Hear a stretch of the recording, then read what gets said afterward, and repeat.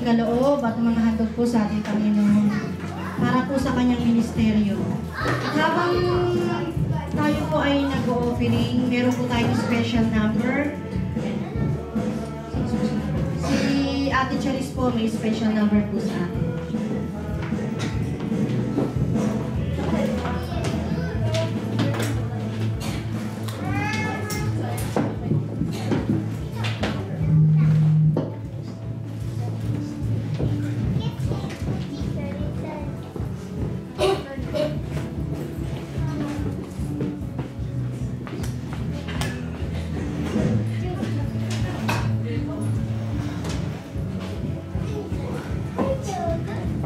Good afternoon po. Bago po ako kumanta, gusto ko lang pong i-take yung opportunity na to.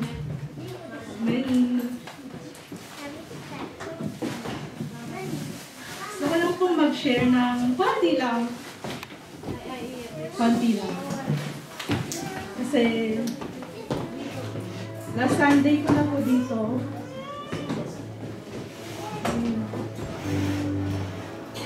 So, ko lang pong share yung goodness ni Lord sa buhay ko. Nung pumunta po ako dito, bigla-bigla po yung decision ko na sabi ko po kasi may work po ako sa Pilipinas. Nagtatrabaho po ako sa Pilipinas. Pero biglang isang araw, parang na-feel ko na gusto ko pong umalis.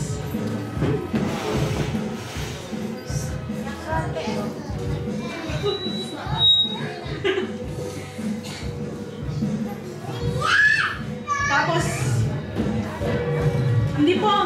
hindi ako nag-isip na kahit ano na, hindi ko po naisip na mahirap.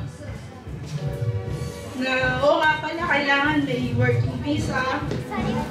Pero nung nag-decide po ako, yun sinabi ko yun sa mami ko. Ano po, sobrang smooth po yung flow, kahit yung visa ko po, mabilis po siyang na-approve. Ang main na plano ko po talaga is mag-ipon lang. Kasi nga po, sa mga nakausap ko, kaya pumahaga po ako yung uuwi kasi mag-birthday po yung mami ko. And sabi ko, kung nasa Pilipinas lang ako, ang hirap mag-ipon. Kasi kahit na mataas yung posisyon mo, kulang pa rin.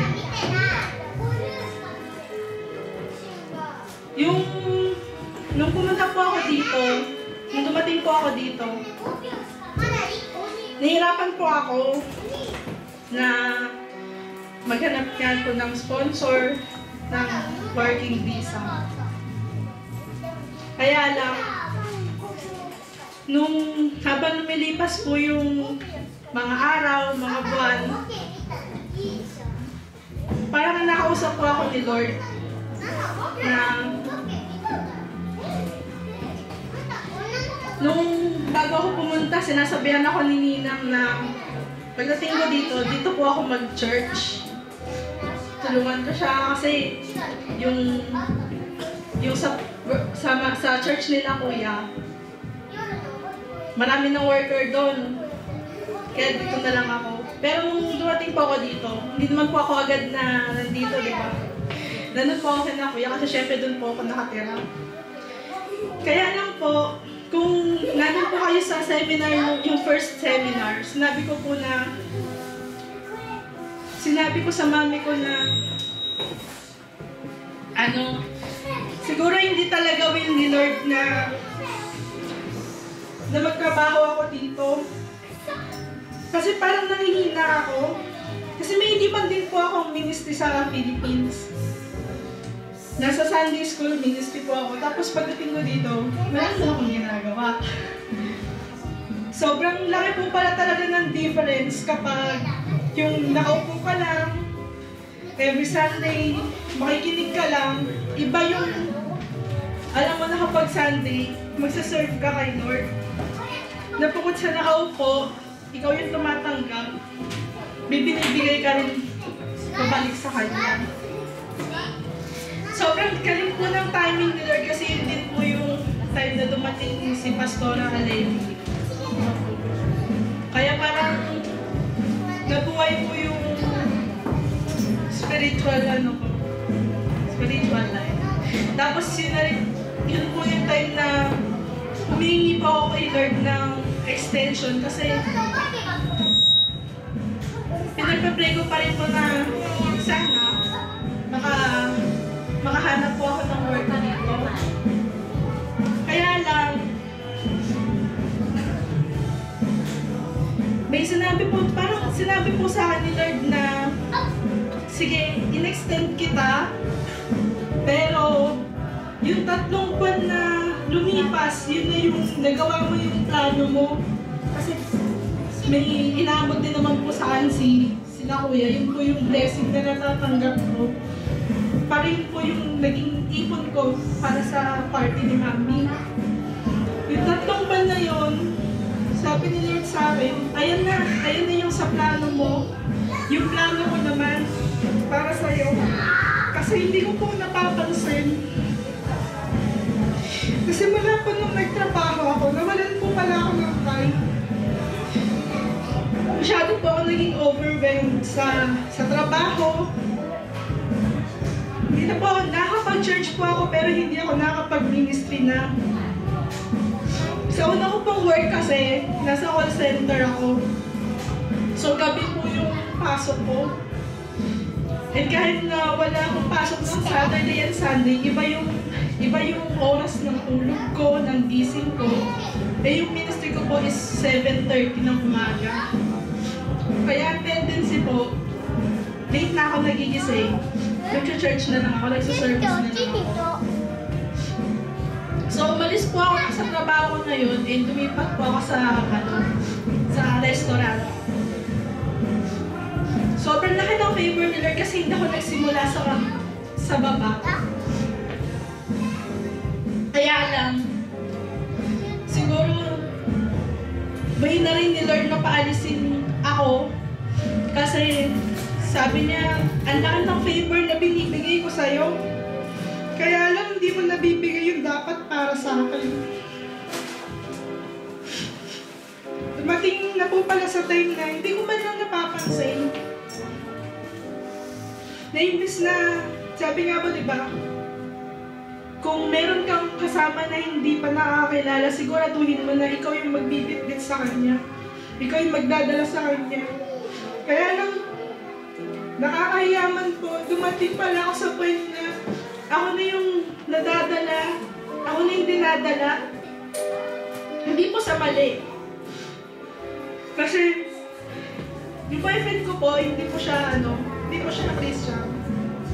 Kaya lang, dumating pala sa point na siya lang pala yung nagbibitbit sa akin papunta sa church. Hindi na pala ako yung nagdadala sa kanya. Napupunta na lang ako sa church kasi sabi niya, minsan dinadahilan ko, inaantok ako. Huwag na tayo mag-church. Kaya lang sinasabi niya sa akin, ano ka ba? Pagkatapos mag-church, doon ka matulog kung gusto mo. Tapos, binibigyan ni Lord ako ng time para makapag-sino sa kanya kasi yung sa pangalawang trabaho ko po, yung oras ko, pwede akong mag-church sa umaga. Kaya lang hindi ko rin nagagawa. Kaya siguro sinabi na ni Lord na, tama na, kukunin na lang muna kita para kailangan ko muna bawiin sa'yo kung ano yung favor na nabigay ko sa'yo.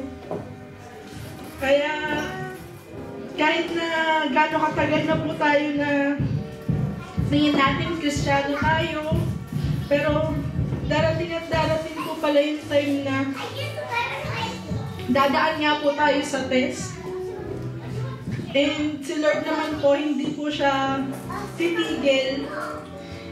He will never stop revealing Himself sa atin kung isisig lang po natin yung word niya. And bibigyan lang po natin siya ng time para i-reveal yung sarili niya sa atin. Kaya tayo po, kung may iwan man po ako sa inyo, Parang namamaalam lang ako. So, alam po iwan na wag po tayong tumigil. Kailangan magpatuloy lang po tayo. Huwag tayong titingin sa kaliwa, huwag tayong titingin sa kanan. Diretso lang po. Ito po sa will niya.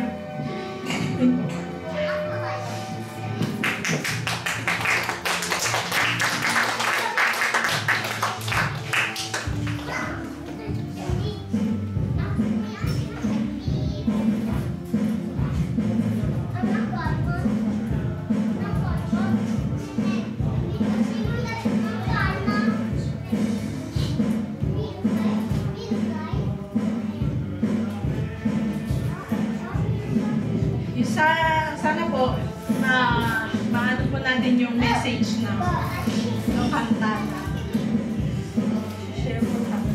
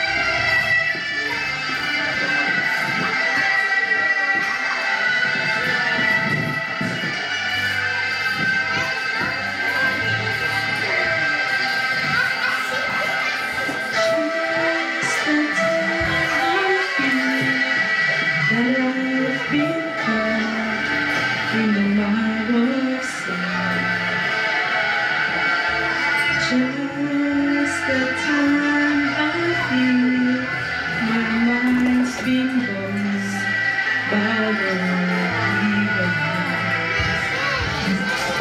That's when the breeze begins to blow on me, the spirits move. Oh, my worldly one. Just into this world. Oh,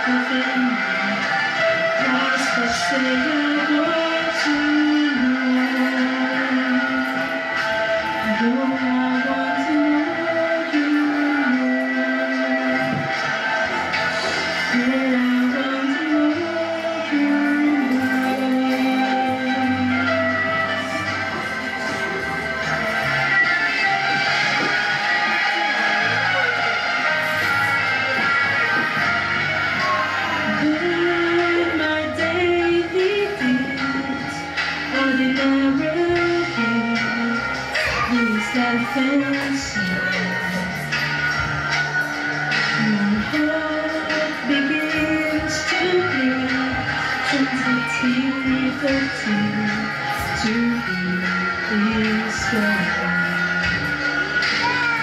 I'll run the race, set my own pace and face. I'll shatter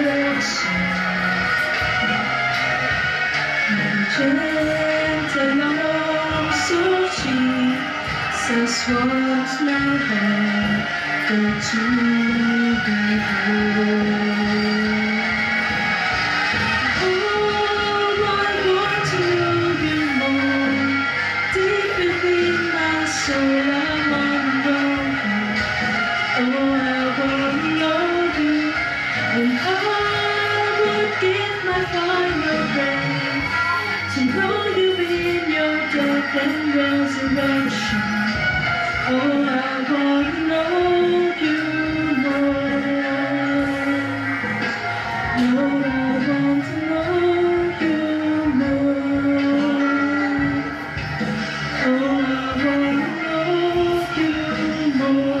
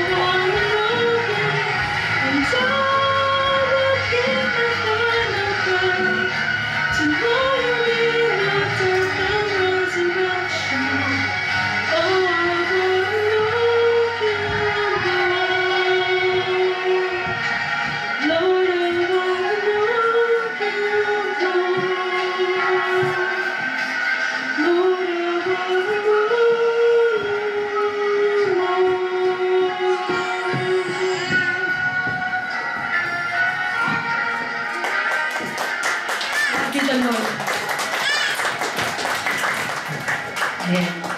Actually, ako rin po gusto ko umiyak. Kasi sa totoo lang po, mawawala na po ako ng tagal. Kasi siya po yung tumutulong sa akin sa mga pagpiprint. Pagdating sa computer po kasi wala akong alam. Siya lang yung nag-aan sa akin. Pag-alis niya siyempre. Alam ko naman na magpo-provide si Lord. May mga internet naman, may mga ano naman. Pero, talaga nung dumating siya rito, talaga nagpapasalamat din ako sa Panginoon kasi malaking bagay.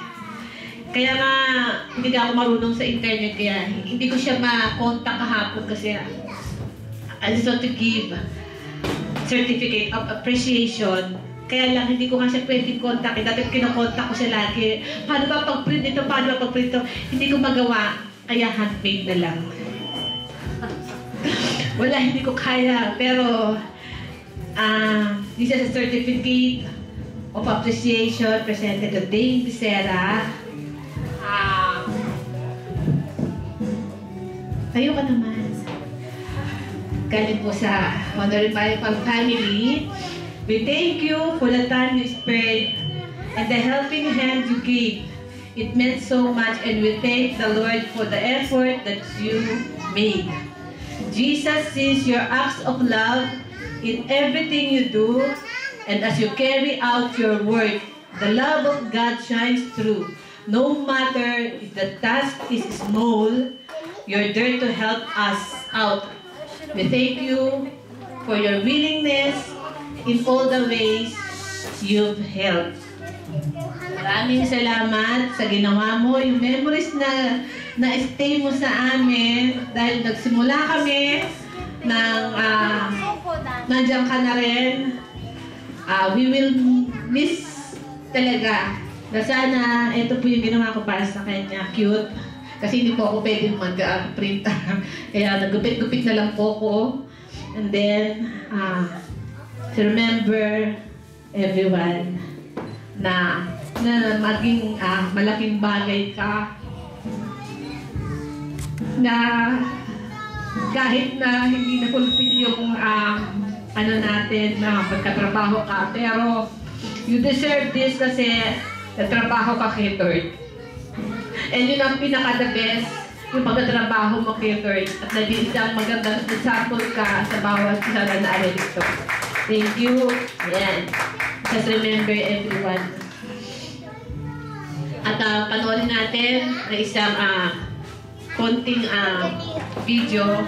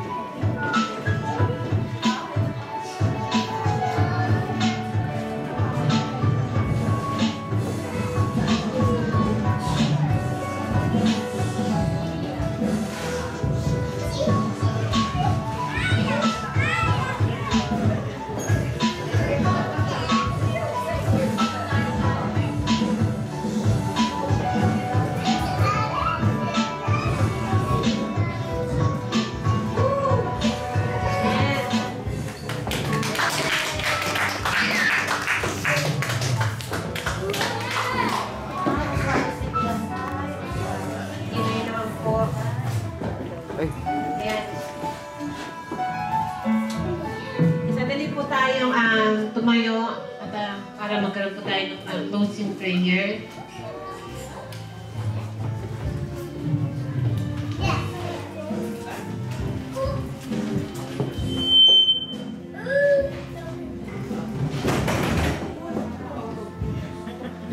Hallelujah. O dakilang Diyos, sa makapangyarihan sa lahat, Panginoon, maraming salamat po sa maghapon na ito na patuloy kang sumama sa bawat isa sa amin. Ang iyong banal na Espiritu, Panginoon. At maraming salamat. Binabalik po namin lahat ng pinakamasasang salamat sa iyo. At alam namin, O Lord, na iyong pagsama sa amin ngayon ay hindi nawawalan ng kapuluhan. Bagkus, Panginoon. Ngayon, nalaman namin, Panginoon, ang tamang pagsunod sa iyo. Nawa, Panginoon, sa buhay namin ito, tunay nga, Panginoon, na makitaan mo kami ng tamang pagsunod sa iyo. Maraming salamat po, Panginoon, at alam namin, Lord, na ibabalik mo muli ang aming mga panyapak sa susunod na linggo. At samahan mo kami, Panginoon, sa loob ng isang linggo ito, muli sa aming mga pagkatrabaho, muli sa aming mga tahanan, O Lord. Ikaw ang magbibigay ng kalakasan na sa amin upang sa susunod na linggo, Panginoon, sa pagbabalik mo ng aming mga panyapak muli, ay meron kami panibagong kalakasan upang patuloy na makapagpuri sa iyo at makapagpasalamat sa iyo ang lahat ng pinakamamataas sa magpagpasalamat sa pangalan ni Kristo Jesus na aming tagapagligtas. Amen. Amen. Thank you, Lord. Ayun lang po, kasi medyo po talagang kabilaan po yung ingay natin. Medyo hindi tayo makapag-concentrate kang maayos. Pero praise God.